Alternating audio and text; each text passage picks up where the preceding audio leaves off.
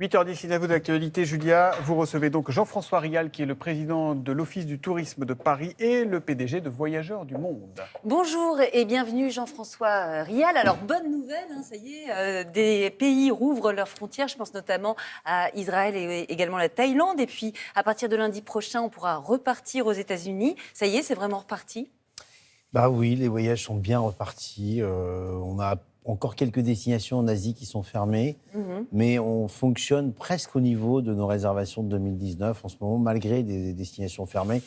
Donc les voyages sont très fortement repartis parce que les gens sont heureux de combler leur frustration qu'ils ont vécue depuis 18 mois, quoi. Donc il y a vraiment de la frustration. Est-ce qu'on peut parler d'un tourisme de rattrapage? De rattrapage, non, parce qu'on n'en est quand même pas au point de doubler l'activité, par exemple, vous voyez, mais on est sur des niveaux d'activité assez proches de ceux de 2019.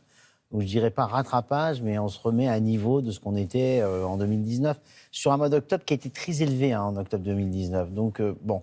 Et puis je pense que ça va s'accélérer, parce que forcément, les gens n'ont pas voyagé pendant 18 mois, ils ont mis un peu plus d'argent de côté. D'ailleurs, on le voit bien, ils voyagent un peu plus longtemps. Vous êtes très optimiste, parce que les oui. gens ont mis de l'argent de côté, ça c'est sûr, pendant les confinements, mais est-ce que vous êtes certain qu'ils vont le dépenser dans les voyages? Parce qu'il y a peut-être d'autres dépenses plus prioritaires que de voyager. Qu'est-ce que vous en pensez? Je ne suis certain de rien. Je constate que ceux qui achètent des voyages dépensent plus que ce qu'ils dépensent d'habitude. C'est-à-dire qu'ils partent plus longtemps, ils achètent des prestations plus chères, ils se font plaisir, quoi. En clair, c'est ce qu'on voit pour l'instant. Est-ce que ça va durer? Je ne sais pas.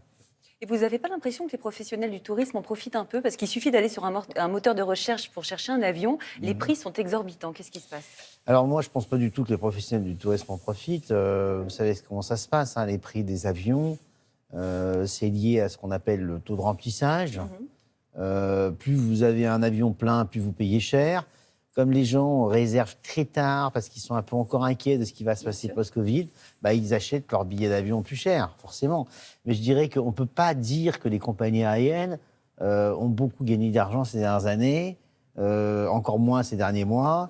Elles se rattrapent ou pas? Je ne pense pas. Je ne pense pas. Je connais les comptes d'Air France, par exemple, je sais où ils en sont.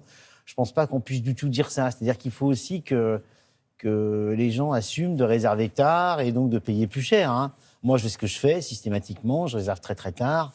Puisque je réserve très très tard parce que je suis incapable de prévoir mon agenda, parce que j'ai trop de contraintes, j'en assume les conséquences. Voilà. Alors le Covid, vous en parliez il y a quelques instants, est-ce que c'est quelque chose qui vous inquiète? Parce qu'on voit bien, les chiffres remontent doucement mais sûrement.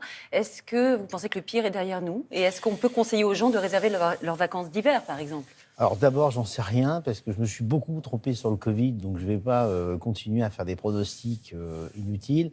Mon feeling, c'est quand même que c'est pas fini, mais que le pire est derrière nous. C'est-à-dire qu'on aura peut-être encore une dernière vague, comme on l'avait vu dans la grippe espagnole. Il y avait une dernière petite vague.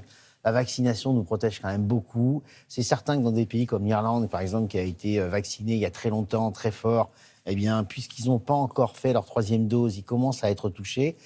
Donc, il faut anticiper ça. Mais moi, je pense qu'avec le pass sanitaire, plus la vaccination, on ne va pas revivre les périodes qu'on a vécues. Alors, l'écologie, c'est le futur, c'est ce que vous dites en tout cas du tourisme, mais est-ce que vous n'avez pas l'impression qu'en ce moment, l'écologie, ça nous passe par-dessus la tête, on a surtout envie de voyager et qu'on ne se pose pas la question, est-ce que je prends l'avion ou pas?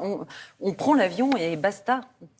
L'écologie, c'est le sujet du siècle. C'est-à-dire qu'on ne peut pas faire autrement que d'intégrer cette dimension.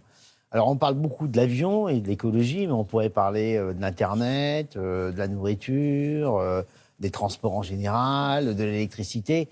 Je dirais qu'il faut tout faire pour se débrouiller, pour se mettre dans les objectifs qu'a fixé le GIEC, c'est-à-dire diviser par 2 en 10 ans et se mettre en équilibre d'émissions en 2050. L'avion comme le reste. Donc l'avion, malheureusement, on ne peut pas le faire très rapidement, technologiquement parlant, si ça existe à terme, ce qu'on espère.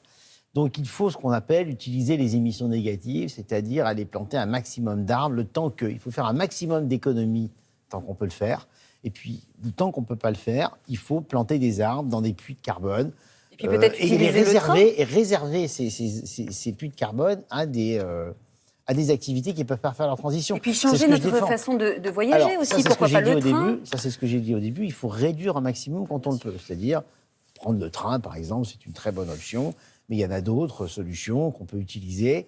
Mais je dirais que c'est certain qu'après la crise qu'ont vécu les gens, ils n'ont pas l'écologie en tête en priorité sur les voyages. C'est certain. En tout cas, Emmanuel Mais Macron. ça viendra. Oui, ça viendra. Il faudra que ça vienne. Mais Emmanuel Macron, lui, a en tête le tourisme, puisqu'il réunit aujourd'hui des acteurs du tourisme pour relancer l'attractivité de la France. Pourquoi la France, ça n'attire plus les touristes étrangers, Jean-François Rial? Non, la France attire tout à fait les touristes étrangers. La France est la première destination mondiale, d'ailleurs, avec un niveau de revenus élevé, bien plus élevé que ce qu'on raconte, d'ailleurs, parce qu'on compte des gens qui transitent et les gens qui vont en Euro Disney, qui feraient sortir des statistiques. Mais Par même contre, avant le Covid, c'était un peu moins bien. non, c'était pas un peu moins bien, c'était Si. plutôt un peu moins... Non, je ne suis pas d'accord avec vous, Julien. C'était plutôt un peu mieux. Il y a eu une baisse, effectivement, il y a 3-4 ans, mais on est en train de la récupérer. Mais je dirais que la clé, pour une fois qu'on a un président de la République qui s'intéresse à une activité qui représente 8% du PIB et 8% des emplois. C'est la première fois qu'on voit ça.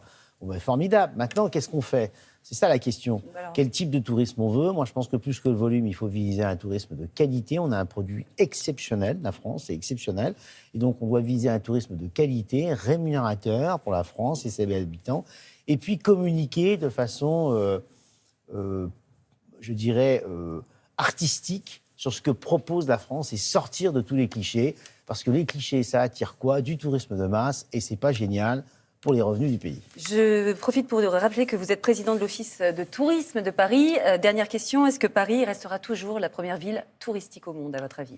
Alors, elle l'est déjà plus, c'est Bangkok. Rectifions, même si, en fait, Bangkok est très, très, très visitée à cause des Chinois.